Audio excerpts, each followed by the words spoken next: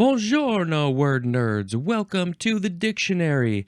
My name is Spencer. I am your host, and I am recording this on April 5th at 7:01 a.m. Let's talk about some words. The first word is the second form of exchange. Let's see, verb from the 15th century, starting with transitive. 1a, to part with, give, or transfer in consideration of something received as an equivalent. So this is the act of exchanging. You are saying, I will take this and I will give you this, and we are doing a good trade. We're exchanging. That's the word. 1b, to have replaced by other merchandise, as in exchanged the shirt for one in a larger size. We've all done this. We're like, this thing's okay that I bought, but or that I got as a gift, but I think I want to exchange it for something else. It's okay, or this sucks. I want something that I like. I'm going to exchange it. Did you give me a gift receipt? Oh, you did? Great. There goes your gift. Here comes my gift. Let's exchange them. 2, to part with for a substitute, as in exchanging future security for immediate pleasure. Ooh, okay. So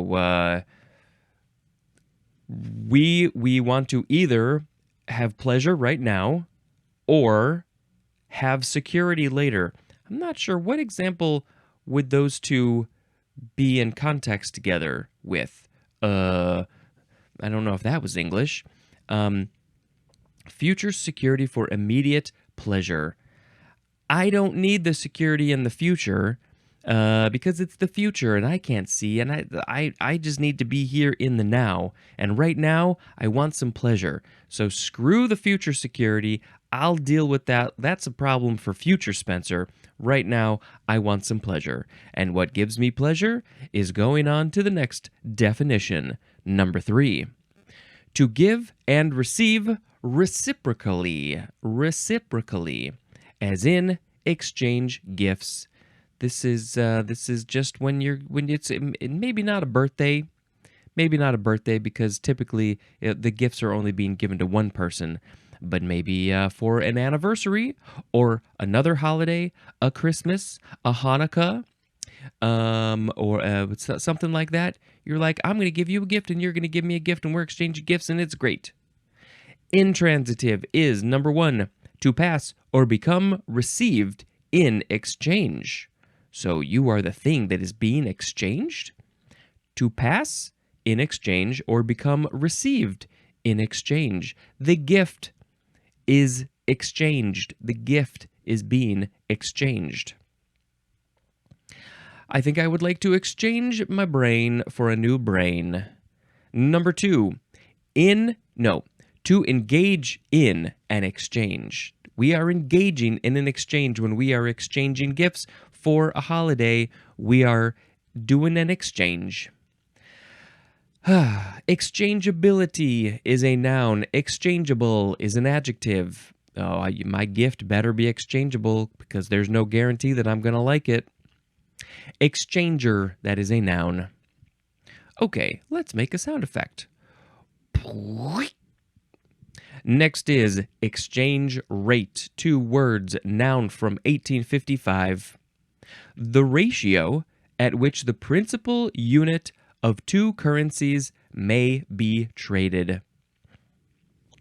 So I guess if it's a ratio of like 2 to 1, then the one currency is worth twice as much as the other one.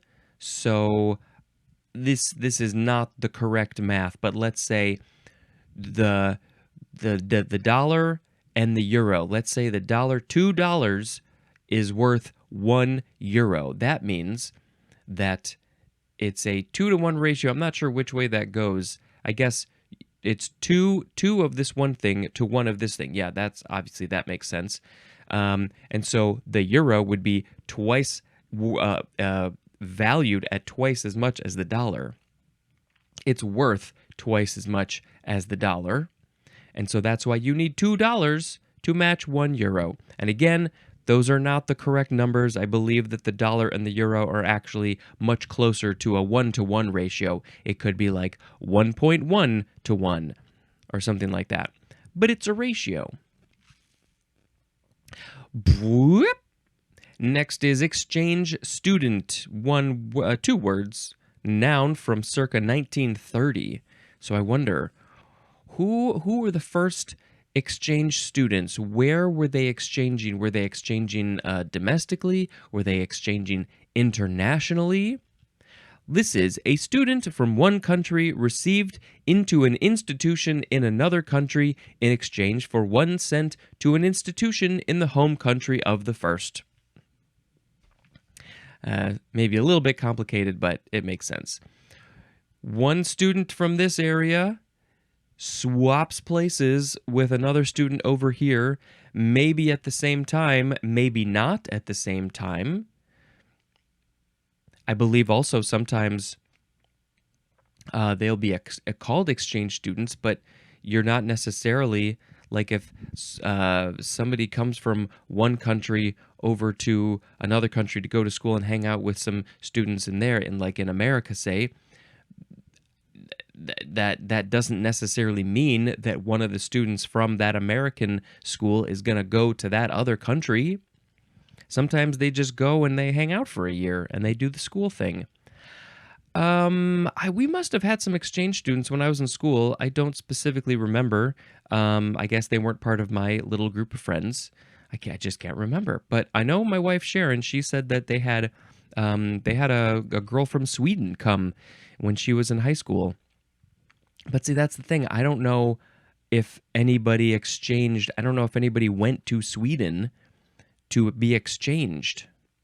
That's exchange student. What was the Fez in that 70s show?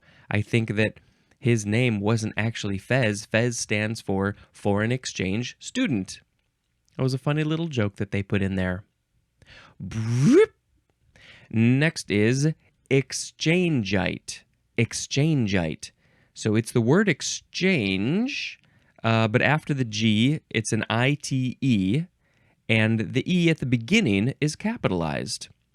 This is a noun from circa 1934, a member of a major national service club.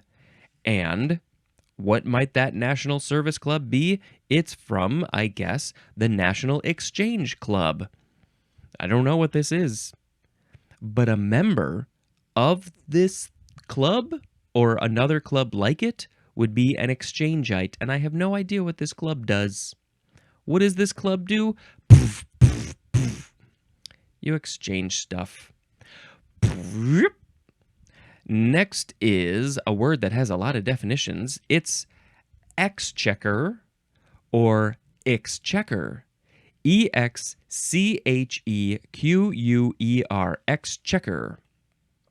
Noun from the 14th century. Number 1 is capitalized. A department or office of state in medieval England charged with the collection and management of the royal revenue and judicial determination of all revenue causes.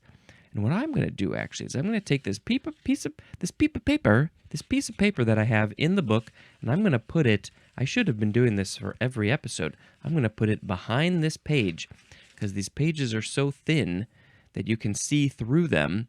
Now I can still see a little bit of the text on the other side of the page, but maybe this will help make things a little bit better, a little more readable. Okay. Department or Office of State in medieval England charged with the collection and management of the royal revenue and judicial determination of all revenue causes. Now that makes me think of like taxes. It doesn't literally say taxes, but it seems like they're going out, they're collecting the money that is going to go to the royal family because for some reason they need all the money and they have put themselves in this place and everybody loves them, and I don't get why. What makes them royal? Makes no sense. Number 2 is also capitalized. A former superior court having jurisdiction in England and Wales, primarily over revenue matters and now merged with King's Bench. I got nothing. I don't know any of this British stuff. I'm sorry, I don't know. Number 3 is often capitalized, and we got a couple of sub-definitions. 3A, the Department or Office of State in Great Britain and Northern Ireland, charged with the receipt and care of the national revenue. So that's what it's really all about. It's all about the finances of the country, of the area. The Exchequer is dealing with the checks, maybe. 3B is the national banking account of this realm. 4, here we go. The synonym is treasury, especially a national or royal treasury. The royal people, they gotta handle their finances and their jewels and their other things that are worth stuff. So yeah, it's the thing that's dealing with the money, the group, the organization, the office. Number 5. What is this word? It goes over to 2 lines. Pecuniary resources. Let's look up that word. I'm sure all the British people know this word because they have much better vocabularies than we do. And the synonym, by the way, is the word funds. It's just the monies and things. So yes, pecuniary means concerning or involving money. I've never heard of this word. A synonym is monetary. Interesting. It doesn't give me, here. Pecuniary. Yeah, I think that's what I said. Perfect. Perfection. This word is from, it's an Anglo-French word, and it means chessboard, or also counting table, or just also exchequer. How do they pronounce it in French? Exchequer? Exchequer. There's more at the word checker. Okay, so this is what's going on. So you can play checkers on a chessboard. I don't know what checkers or chessboards have to do with money, but it says counting table, so maybe they would use the chessboards to do their counting, balance the checkbook, do whatever they got to do. Well, our chess game is done, so now let's count the money. Maybe they would use the black and white spaces to put little stacks of coins, $1 here, $1 here, I don't know. Interesting. And of course, I see a connection to the word check. We write checks when we're doing the money, exchanging a check for goods and services. So I'm sure that there's a connection there. Sometimes you'll see the word check spelled CHEQUE. But yeah, the whole chessboard thing is interesting. I'm sure there's a lot more. Let's put a link in the show notes from the Etim Online for Exchequer. See what other fun information it's got. Next is excimer laser. 2 words. Excimer is EXCIMER. Never heard of this. It is a noun from 1973. It is a laser that uses a noble gas halide to generate radiation, usually in the ultraviolet region of the spectrum. So I believe that the red side of the visible light is longer wavelengths, because if you go, all right, so let's just do a little education, a little class here. So you got the visible light spectrum. Let's say my index finger here is the red side, and my hand over here is the ultraviolet side, or sorry, the violet side. So that's what we see, humans can see in this range. Now, if you go past my finger here on my left side, that gets you into the infrared, longer wavelengths. We can't see it, but it exists. We have like cameras and lenses and things that can shoot in infrared. see things out in space, telescopes that can see in the infrared. I think the James Webb Telescope sees in the infrared. And I think there's other wavelengths over there. Is it whatever's longer wavelengths than infrared? There's gamma rays and X-rays, and I don't remember which side they're on. But here, on my right side, this is the violet side. If you go past, then you got ultraviolet. I think these are really fast, quick waves, small waves. Those are coming from the sun, and then there's more waves beyond there. Okay, so back to the excimer laser, a laser that uses a noble gas halide to generate radiation usually in the ultraviolet... I want to exchange my tongue, too.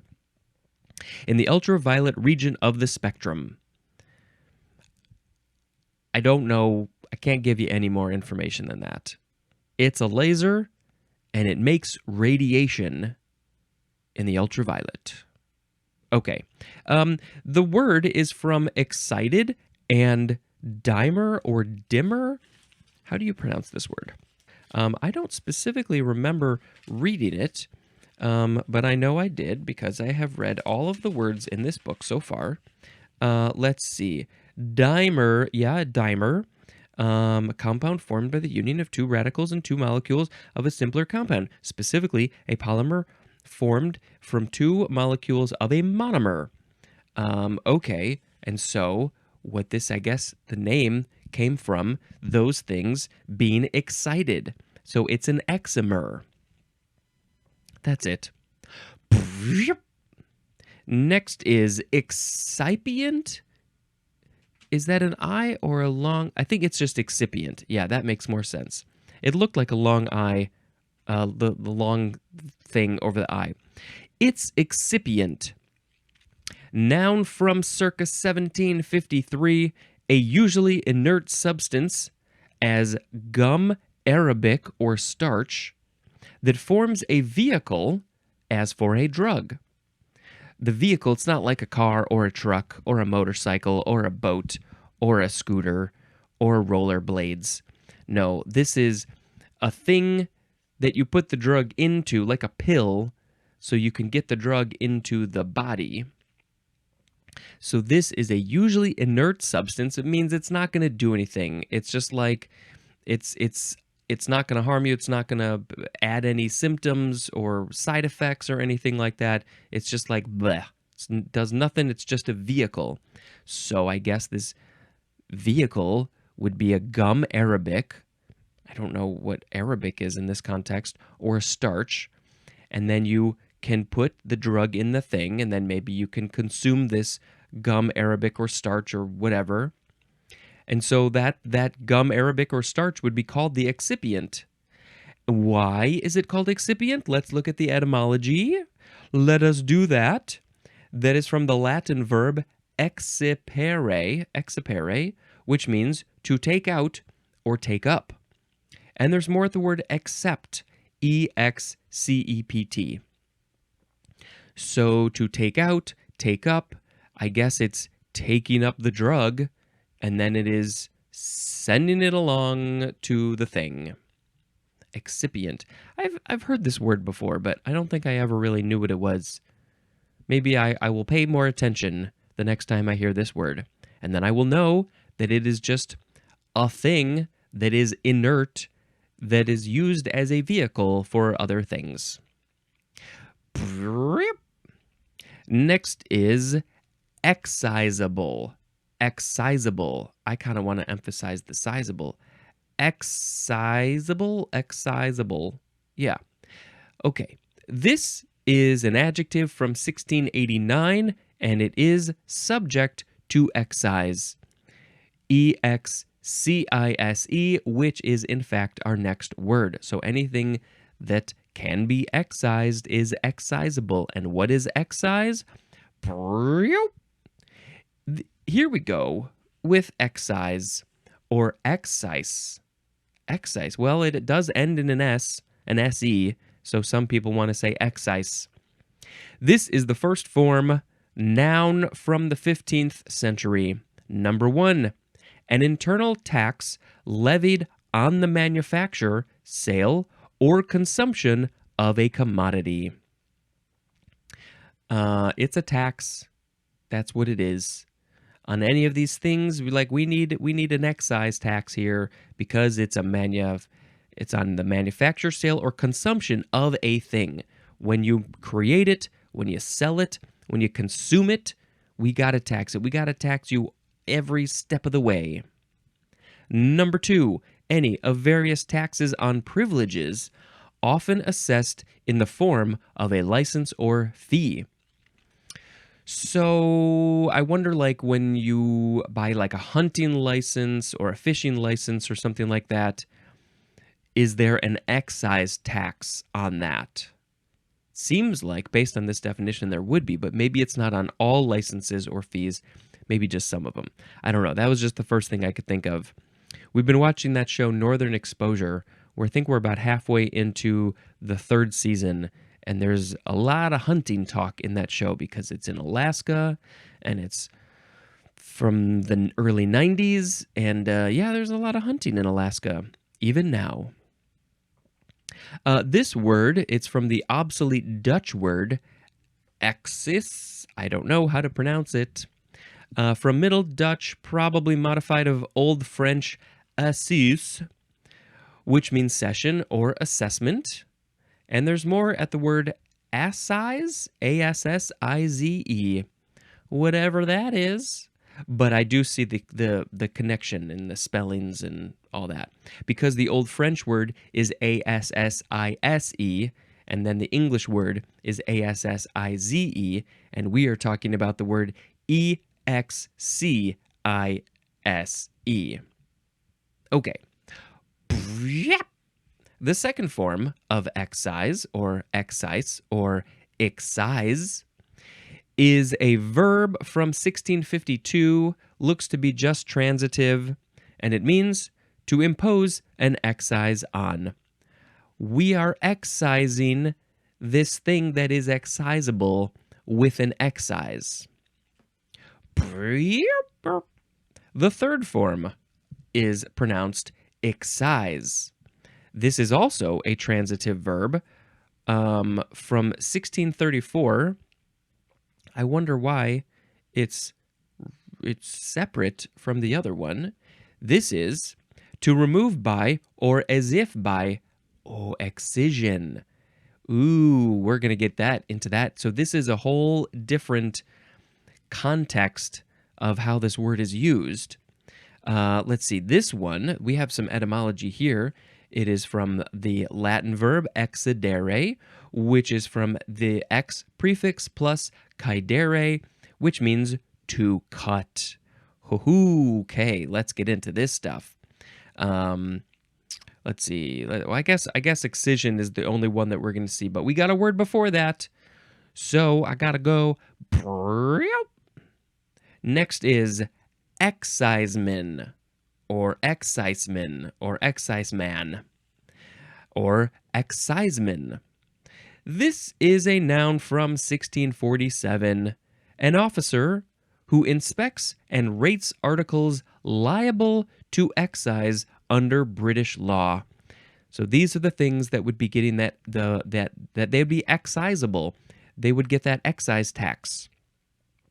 An officer who inspects and rates articles. So I guess he's like, oh, well, this thing over here, this gets a 1% tax, and this thing over here gets a 20% tax, and I don't know why I'm talking like this because I'm not British, because this word is under British law. But yeah, they're doing something with the taxes, and they're saying this is a tax and this is not a tax, and I don't know. I don't know what they're doing. Next is excision or excision. No, it's excision. I was correct. Excision. Noun from 1541. The act or procedure of removing by or as if by cutting out. That's the important part. Especially surgical removal or resection. I'm not familiar with the word resection, but I am familiar with excision. Because, yeah, you're just cutting. Like, if I had a wart on my finger, then they would excise it. Hope I don't ever get any warts. I've had a couple of little things that I'm like, is this going to become a big old wart? No, I haven't had any yet. Do I have anything? Sometimes you just get little growths. They called skin tags and whatever. They happen. I think they're pretty easy to remove. Just get some. No, don't do that. Don't get some scissors and cut it off. No, you should do this by a professional. A professional should be the one doing excision. Excisional, that is an adjective. And we already talked about the etymology just a couple of words ago with the word excise, because it's all about cutting. All right, should we talk about the last word? Let's do that. Excitable. Adjective from 1609, number 1, capable of being readily roused into action or a state of excitement or irritability.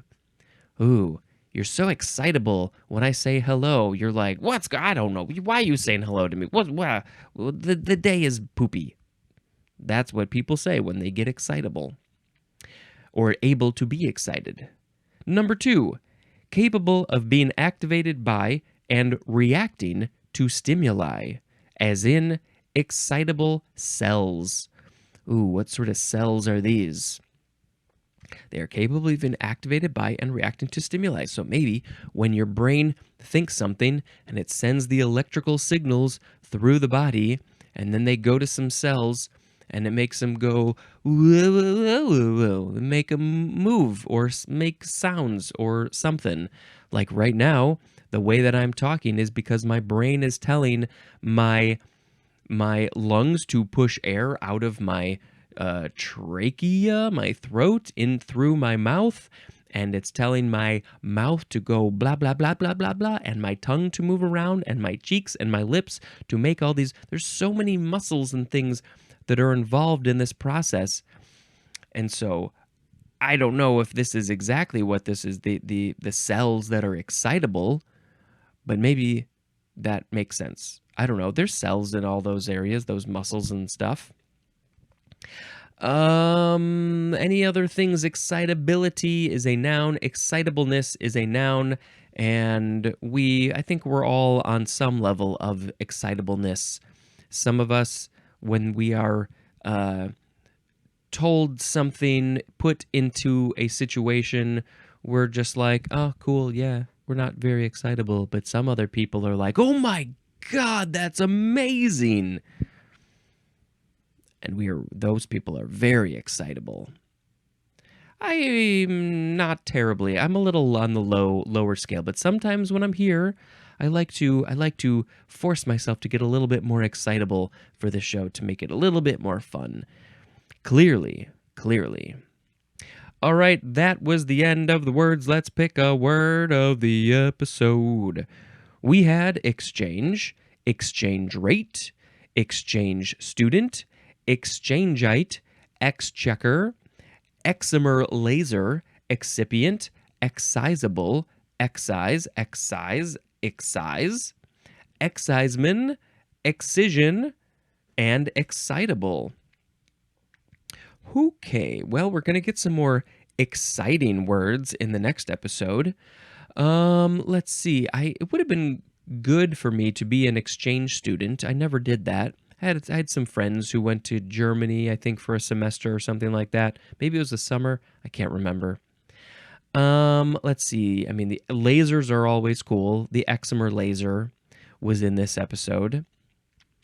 I don't know. Nothing really jumping out. I'm not taxes are taxes, and they're gonna tax.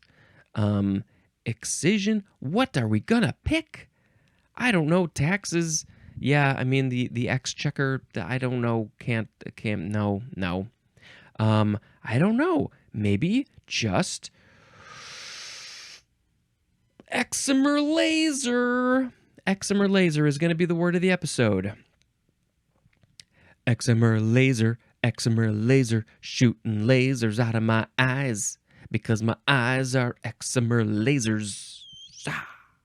I don't know, whatever. That's fine. I believe I've finished my movie list. I didn't watch a movie last night, so I can't tell you about another movie. I mean, I can tell you more about Northern Exposure. If you've never seen it, it is available on Prime. Back when it was released on VHS and DVD, or at some point, they weren't able to get the rights to most or all of the music. And so at that time, those home video things had different music than what people saw on TV when it aired. And a lot of people were very angry about that. I said, the music is so important to the show, don't watch it. No, it's not good. But they have since gotten the rights to most of the music. I don't know what percentage, but I have heard it's the majority. They have gotten the rights to the majority of the music, and this show is now on Amazon Prime. If you got the Amazon Prime, or you can probably just pay for the show. And so that's how we're watching it. We're binging through it, and it's good. I watched it when I was a kid, so I would have been ages like 10 through 15 when this show aired, and we were watching it every week, my family, the four of us. And I definitely have a different appreciation of it now, being a 43-year-old person. My parents were basically my exact age now when we were watching it. So like my dad would have been 40 to 45 when this show aired, and my mom's just a couple of years younger. So I want to ask them about it. Like, what was your experience of this show? What do you remember? I remember very little from when I watched it 35 years ago. Yeah, it was about 30 to 35 years ago. Wow.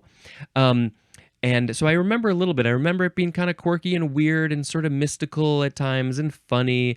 But like, I didn't appreciate the characters fully, or at least some of the characters, and I didn't remember a lot of it. So yeah, it's a very interesting show. Definitely, a lot of things haven't aged great, but there's still some really good stuff. There's some really fascinating sort of like metaphysical and science talk, and like big conversations and monologues about things that these people are very knowledgeable about a lot of things. And it's really, that part feels timely, feels like timeless. Obviously any science they talk about, as we've probably learned more, but like they get into some pretty advanced discussions about things that I had, of course, no clue what they were talking about back then, but now I'm like, ooh, this is fascinating. So yeah, it's a really interesting show in a lot of ways. Okay, that's it. That's the end of the episode. Thank you very much for checking out this show on the podcast and the YouTube. And until next time, this is Spencer dispensing information. Goodbye.